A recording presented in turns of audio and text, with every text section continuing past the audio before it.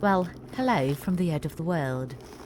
It seems like a very brave thing to say, but let me explain you why we consider it the edge of the world.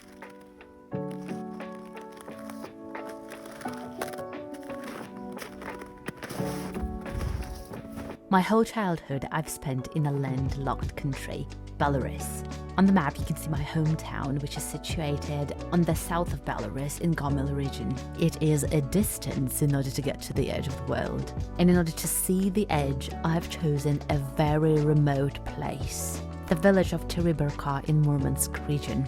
And that was a very unique possibility for me to see the proper north. In order to get there, I had to spend 35 hours in a train traveling from Moscow to Murmansk. You can watch the video about Murmansk on my channel. I'm not going to dwell on the city in this video. One thing that you must know before going there is that it's incredibly hard to get to Teriberka in winter. The village is not far away from Murmansk. It's only 120 kilometers, but the road is the biggest trial. When snowstorms are brutal, the road can be closed for several days, which means that the village remains completely isolated. On the day of my departure from Murmansk to Teriberka, it started snowing non-stop, and not many drivers were ready to risk being stuck in a snowstorm. In fact, I had to return back to Murmansk on my first try to get to Teriberka because the driver refused to go further. And it was only the second time when I found a new driver who got me to that place. I was speechless during the whole time of our journey. The views of the tundra were just mind-blowing.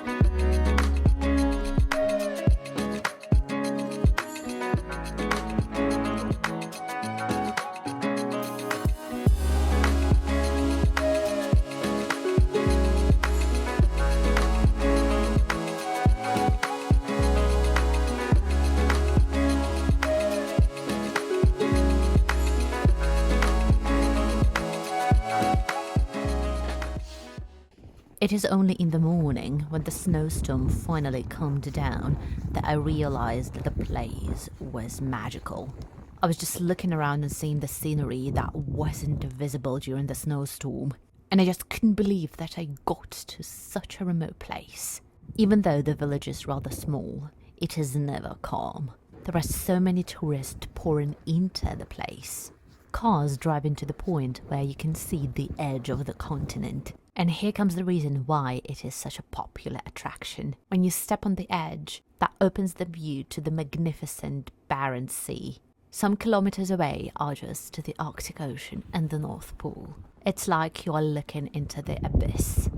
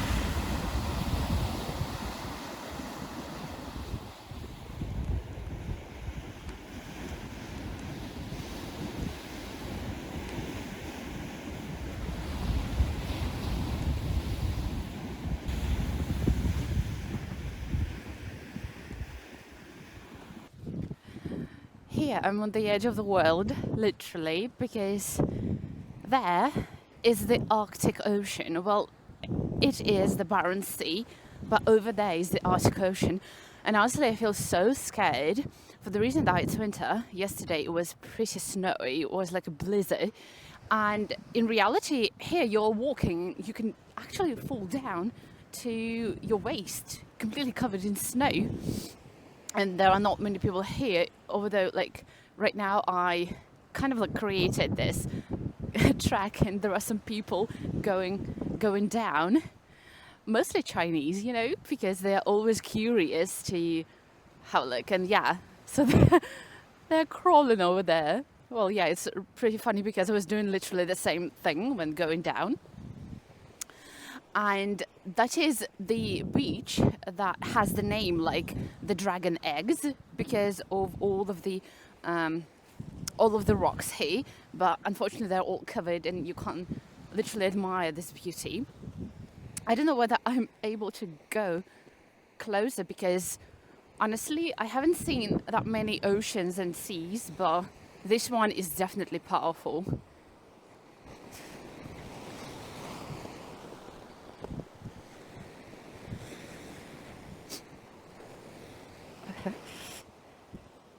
And it's pretty slippery and icy. Over here you can see the rocks that remind you of the shape of the eggs, and that is not so far away from the village, the Teriberka village. And honestly I was a little bit disappointed because that is only one spot, but over there, like over the whole shore, you have a lot of nice attractions. But just because it became a very popular tourist destination, they made the entrance paid. You can't enter, no matter your nationality or anything, you can't just enter. And that is literally the only spot which is free and available for a bit of like a view. In reality it's also pretty cloudy and you can't see really far away. They're literally struggling. You know what? The Chinese people are mesmerized by Russian winter because it's so snowy. It's even for me shocking, you know, because I wasn't expecting that much snow in here. But I'm used to this because we used to have the same snowy winter in Belarus, I think 10 years ago or so. And that's pretty amazing. I feel an explorer because I kind of like, I made this track for people to follow me. Just have a look how many tourists are coming because of us. Yeah, there are so many of them. They just saw us and they decided to come down too.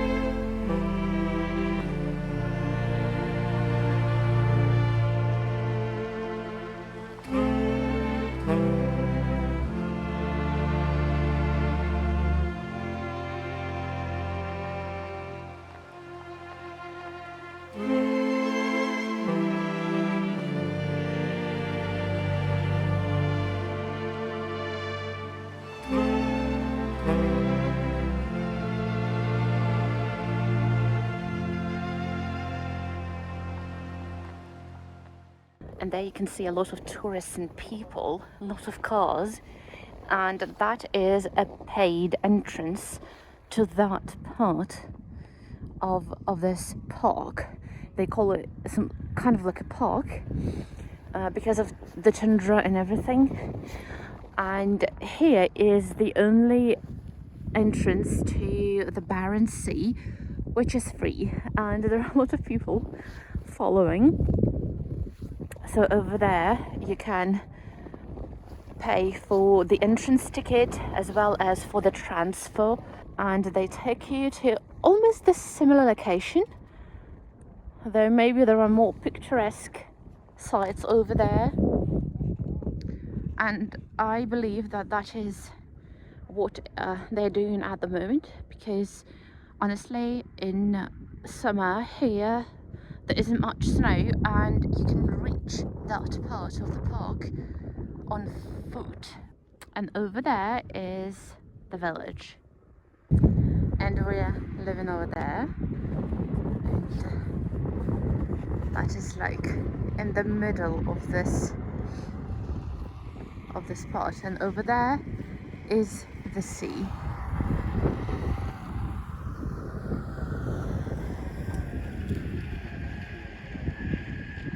The town is actually divided into two parts, so we are in the second part closer to the sea, and over there is the part where a very famous film was produced that's called Leviathan. You know, the amount of cars is astonishing. They're all going to that park.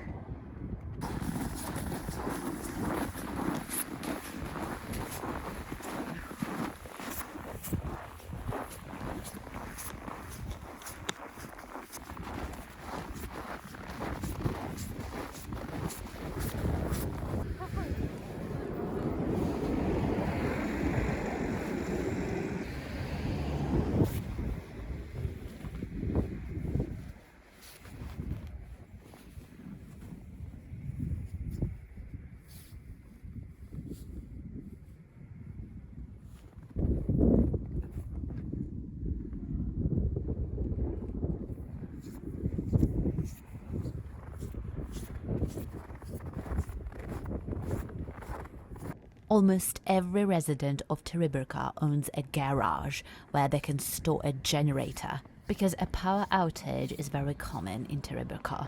The recent power outage during our stay was on the 16th of December. Locals say that they light up a lot of candles in order to have light as well, because you never know when you are going to get electricity back.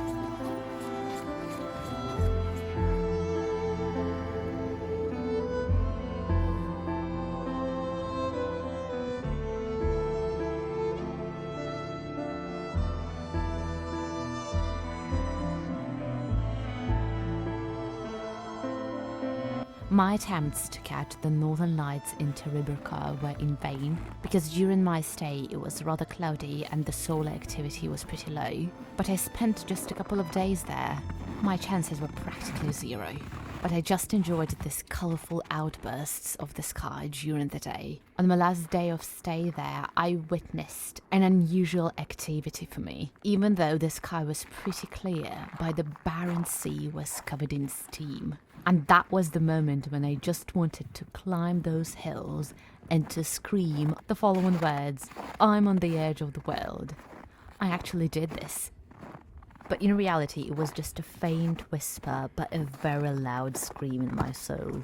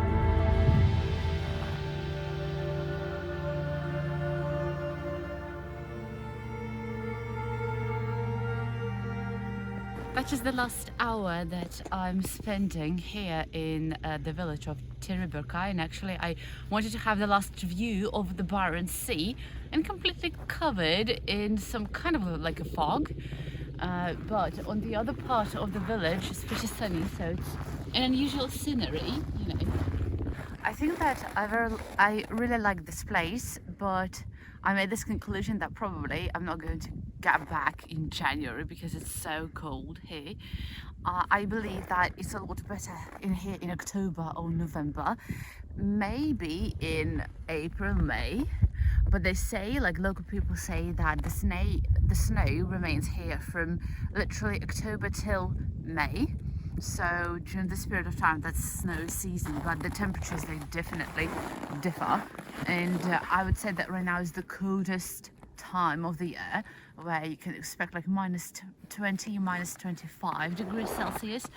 Of course, that's bearable, but you have to put on a lot of clothes in order to just be able to walk for hours, because it takes time to get to a certain point. There are a lot of people who actually rent a taxi, but I just like enjoy this active holiday, and I can't imagine myself renting a taxi and just driving over here.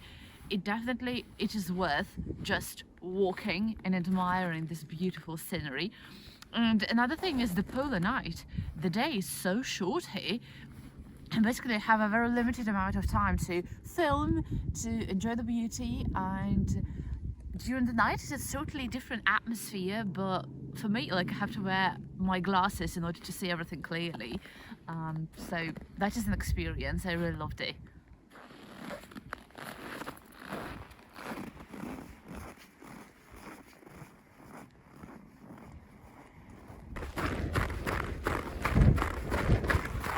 Totally forgot. Goodbye.